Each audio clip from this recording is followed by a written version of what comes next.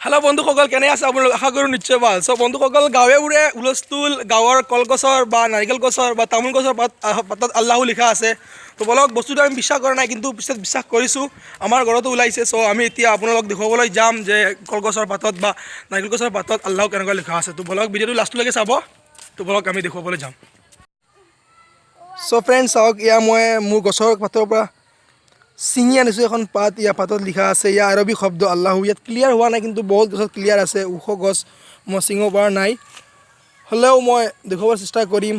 চাওক, আপুনিও আপোনাৰ ঘৰৰ গছৰ পাতত চাব পাৰে, বস্তুটো দেখা পাব। আৰু মই আপোনালোকক দেখুৱাবলৈ চেষ্টা কৰিম। ইয়াত এটা গছ এটা আছে, এই গছটো হয়তো থাকিব পাৰে। চাওক বন্ধুসকল, চবতে আল্লাহু লিখা আছে। চাওক, নাইকিয়া হৈ আছে ৰাতিৰ পৰা আছিলে। চাওক, চাওক, ৰাতিৰ পৰা লিখা আছিলে, কিন্তু বৰ্তমান নাইকিয়া হৈছে।